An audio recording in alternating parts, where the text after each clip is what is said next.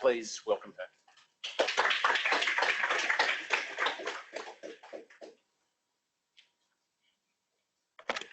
Thank you, Michael. I'm trying to work out where the camera is for everyone online, so welcome everyone who's also a bit distancing. If you're sitting there listening and not being able to participate, but also you in the room, you can't put your hand up. But I want to thank you for your welcome, and thank you, John and Carol, for your beautiful welcome as well.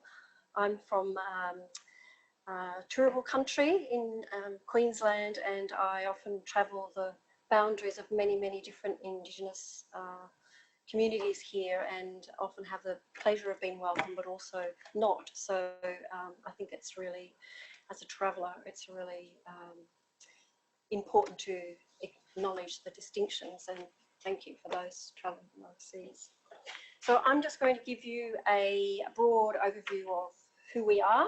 And I'm not sure who's online, whether it's teachers or artists, but I suppose I don't assume that I need to explain why the arts are vital in emergency management and disaster preparedness and recovery, and why we as Creative Recovery exist. So we are a network, a growing network. We're pretty new, of artists and people interested in using creativity as a way of looking at responding in this very alive space.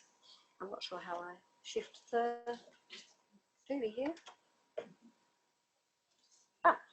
So we primarily, our task is not only to develop a network of artists who are active and ready for activation, but also to, I suppose more importantly at these times, to lobby to have the voice of arts and creativity in at the decision-making tables when we are in reaction mode, as we are now in Australia, but also in the long-term preparedness and planning. So a great big part of our work is that advocate role, so that we can ensure that the vital role that arts and culture is acknowledged at a policy level, but also at a practice level. So part of that is also acknowledging that as artists, we're not necessarily trained and skilled to sit in this space. So what we found over the time is that there's been a lot of extraordinary work done by artists and creatives, but also a lot of damage, because there's an expectation you could be thrown in and do all your amazing stuff and be very open and heart spaced, and not necessarily have a container around that to care for yourself or to understand the context within which you're working. So we have developed a range of training to support artists. So our role really is this bridging role. I've got the Australia Council there just because it's an image I've used to present to them, but what we try to do is bridge the arts across this art space into the emergency management space, and be a translator or be an advocate in that kind of middle space. And I think in Australia we can see that there has been quite a big shift over particularly the last 5 years of how emergency management sector understands the broader engagement that they need to have into and with communities, and the idea of, you know, it's often a throwaway term, but community-led or community participation. There's lots of ways of how people interpret that, but I think, you know, it's been brought home very clearly that emergency management can't be the saviours on the white horse, and they're not necessary or as appropriately the saviours on the white horse. So we in the arts have a lot of transferable skills, and as every citizen needs to step up into this space of looking after our communities and ourselves, we can step up into that space very effectively.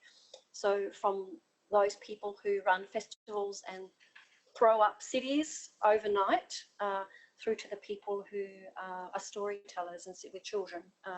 So we cover the kind of gamut of what is possible and try to encourage the gamut of what is possible. I'm not sure how to do this. Okay. I think these slides are going to be available after, so I won't necessarily go into a lot of detail.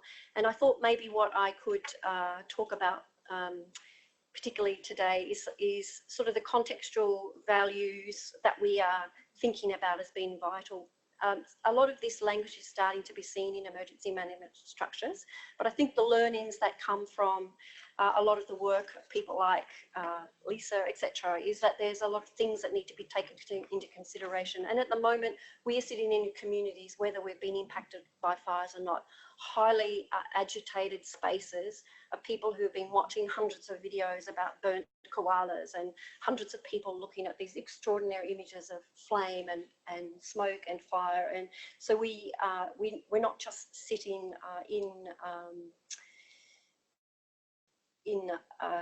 an isolated context as a whole of community space, but that high visibility will disappear and already is starting to.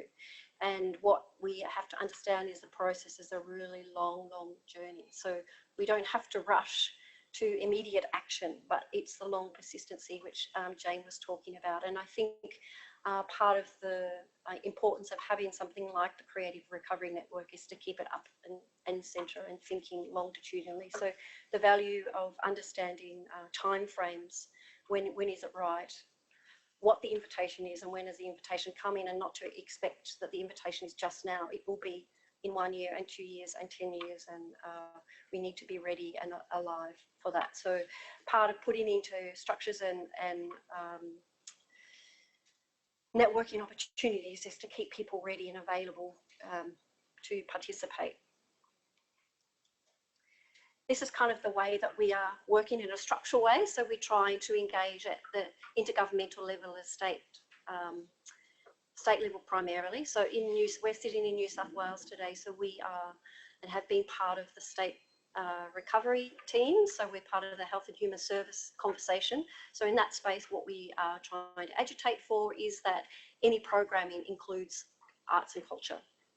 That any program through the Education Department, through the Mental Health Services, through Department of Communities or through Indigenous Affairs, whoever is operating, that they're always thinking about the way arts and culture can be applied.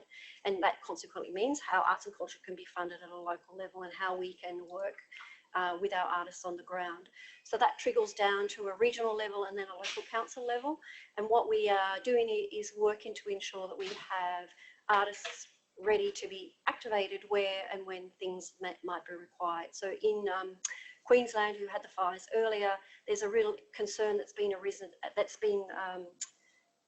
spoken about quite a lot for men who left when the fires came. And this sense of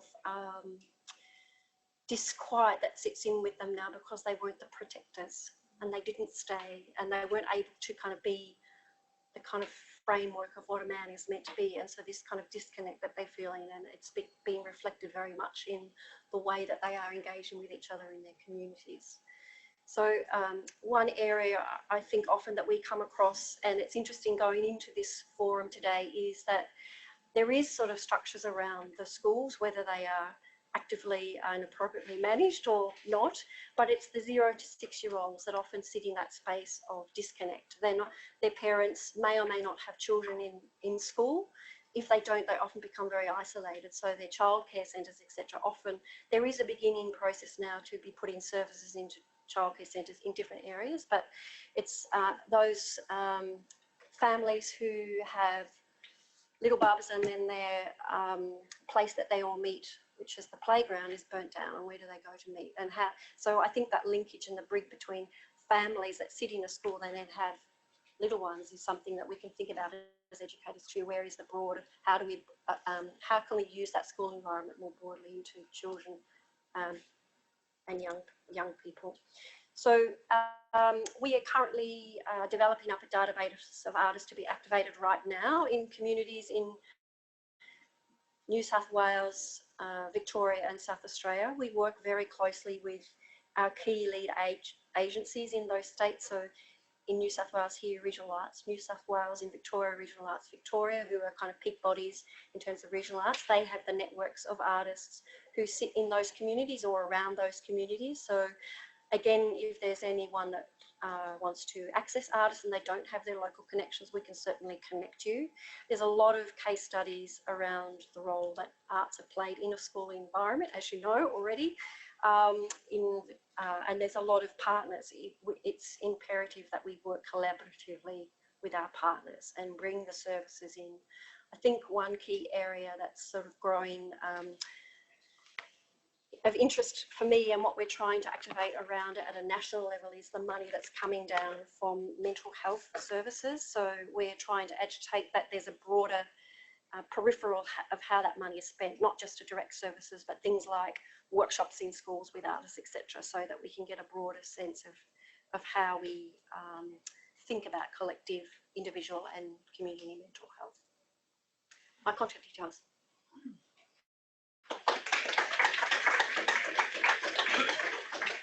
Thanks, Scotia. One of the unhappy realities